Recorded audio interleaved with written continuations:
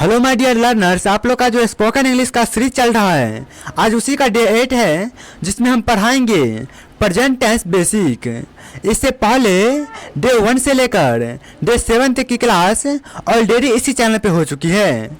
तो उस क्लास का जो लिंक है वो इस क्लास के नीचे डिस्क्रिप्शन में आपको प्लेलिस्ट का लिंक मिल जाएगा।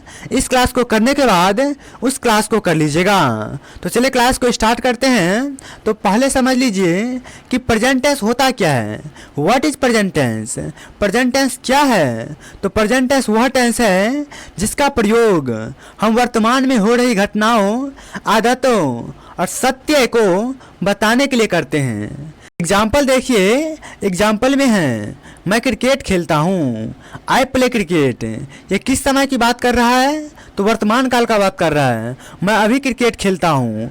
वह स्कूल जाती है, सी गोइज टू स्कूल। ये भी वर्तमान काल का बात कर रहा है। वहीं पे आगे है सूरज पूरब से निकलता है, the sun rises in the east. यहाँ पर क्या है? यूनिवर्सल ट्रूथ है, यानी चित्रंजन सत्य है कि सूरज जो है वो हमेशा पूर्व से ही निकलता है। इसके लिए भी हम प्रेजेंट टेंस का प्रयोग करते हैं।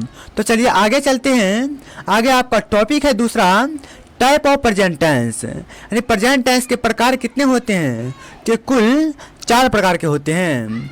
सिंपल प्रेजेंट टेंस होता है जिसे साधारण वर्तमान काल कहते हैं।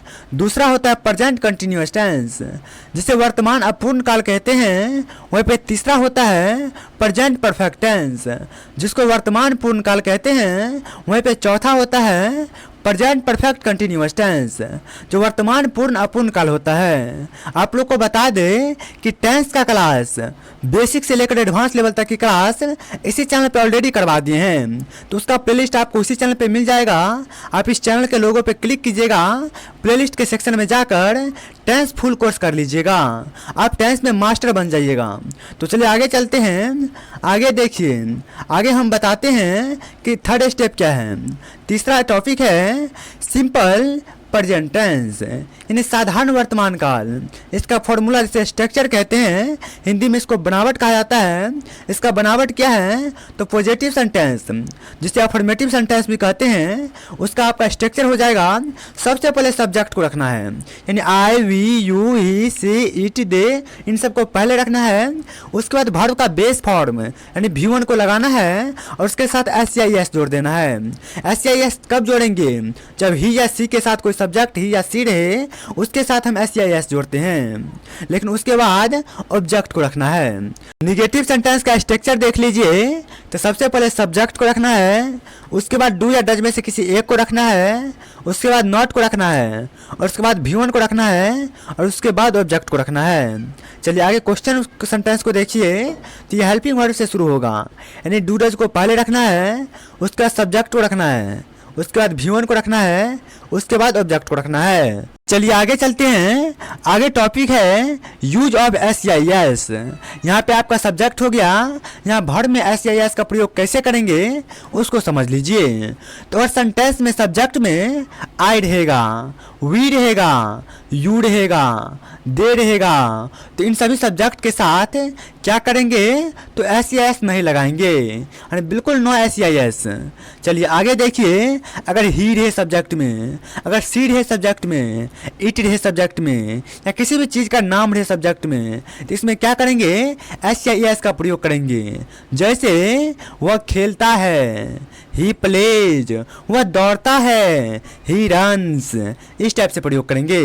तो चलिए एग्जाम्पल देख लीजिए। एग्जाम्पल भी दे दिए हैं। मैं क्रिकेट खेलता हूँ, आई प्ले क्रिकेट। यहाँ पे आई के साथ प्ले में SCIS नहीं लगा। वहीं पे आगे है वह क्रिकेट खेलता है, ही प्लेज क्रिकेट। यहाँ पे सब्जेक्ट ही है, इसलिए हम क्या किए? वर्ब जो आपका प्ले है उसमें SCIS लगाए हैं, यानी S का प्रयोग किए हैं। चलिए तीसरा एग्जाम्पल है।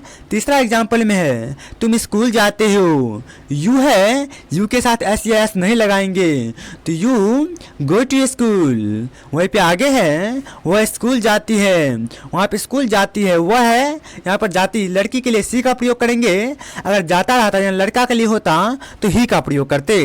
तो she goes to school, she goes to school. यहाँ पे गो के साथ ES लगाए हैं। चलिए यहाँ तक कॉन्सेप्ट क्लियर। तो चलिए आगे चलते हैं। आगे एग्जाम्पल थोड़ा समझिए पॉजिटिव सेंटेंस का। ये इंग्लिश सेंटेंस हो गया, ये इसी का हिंदी ट्रांसलेट हो गया। देखिए, मैं रोज पढ़ाई करता हूँ, आई स्टडी एवरी डे। मैं प्रत्येक दिन पढ़ाई करता हूँ। वह रोज एक सेब खाता है, ही इट्स एन एप्पल डेली। हम साथ काम करते हैं, वी वर्क टुगेदर। वहीं पे आगे सेंटेंस है, वह बहुत अच्छा गाती है, वह बहुत अच्छा गाती है। सी सिंग्स वेरी वेल, सी सिंग्स वेरी वेल। वे फुटबॉल खेलते हैं, they play football, they play football. चलिए आगे चलते हैं। आगे जो आपका टॉपिक है वो एग्जाम्पल देखिए निगेटिव सेंटेंसेस का। यहाँ पर आपका इंग्लिश सेंटेंस हो गया और इसी का हिंदी मीनिंग इधर हो गया। तो इसको समझिए, मैं क्रिकेट नहीं खेलता हूँ, I do not play cricket. इसी को हम इस तरीके से बोल सकते हैं, I don't play cricket, I do not play cricket या आई डोंट प्ले क्रिकेट। वह सेब नहीं खाता है, he does not eat an apple या he doesn't an apple, he doesn't eat an apple. इस टाइप से भी बोल सकते हैं, he doesn't eat an apple या he does not eat an apple. इस टाइप से बोलते हैं। चलिए आगे सेंटेंस है, वे स्कूल नहीं जाते हैं, they do not go to school या they don't go to school, they do not go to school या they don't go to school. इस टाइप से बोलना है। आगे है, वह चाय पसंद नहीं करती है, वह चाय पसंद नहीं करती है। She does not like tea या she doesn't like tea, she does not like tea या सी डजंट लाइक टी। चलिए आगे चलते हैं। आगे आपका एग्जाम्पल है क्वेश्चन सेंटेंसेस का, यानी किसी के पास जब हम खड़ा होते हैं और आगे वाले से सवाल करते हैं तो किस टाइप से करते हैं। उससे हम यह भी पूछते हैं कि आप क्रिकेट खेलते हो, तो इसको हम इंग्लिश में कैसे बोलेंगे, do you play cricket, do you play cricket. वहीं पे आगे है, क्या वह सेब खाता है, does he eat an apple, does he eat an apple. क्या वे स्कूल जाते हैं, do they go to school, do they go to school. चलिए आगे है, क्या वह चाय पसंद करती है, does she like tea, does she like tea. इस टाइप से बोलेंगे। तो चलिए आगे चलते हैं। आगे चौथा टॉपिक देखिए। चौथा आपका टॉपिक है way to use simple present tense, यानी सिंपल प्रेजेंट का टेंस का जो प्रयोग है वो कहाँ पे करेंगे, तो इसका यूजेस देख लीजिए। और ये एग्जाम्पल हो गया। अगर हैबिट की बात करें, जैसे आदत बताने के लिए, जैसे देखिए, मैं जल्दी उठता हूँ। यहाँ पे जल्दी उठना क्या हो गया, ये आई का जो सब्जेक्ट है उसका आदत हो गया, जिसे आदत कहते हैं। आदत हो गया, मैं सुबह उठता हूँ, मैं सुबह जल्दी उठता हूँ, मैं जल्दी उठता हूँ। I wake up early in the morning, मैं सुबह जल्दी उठता हूँ। I wake up early in the morning. वहीं पे आगे देखिए, डेली रूटीन बताने के लिए, यानी कोई दिनचर्या बताने के लिए। कोई भी व्यक्ति समय का जब पाबंद रहता है तो उसका रूटीन बना रहता है। जैसे देखिए, वह स्कूल जाता है, she goes to school, she goes to school every day. वो प्रत्येक दिन स्कूल जाता है। इस टाइप से बोलना है।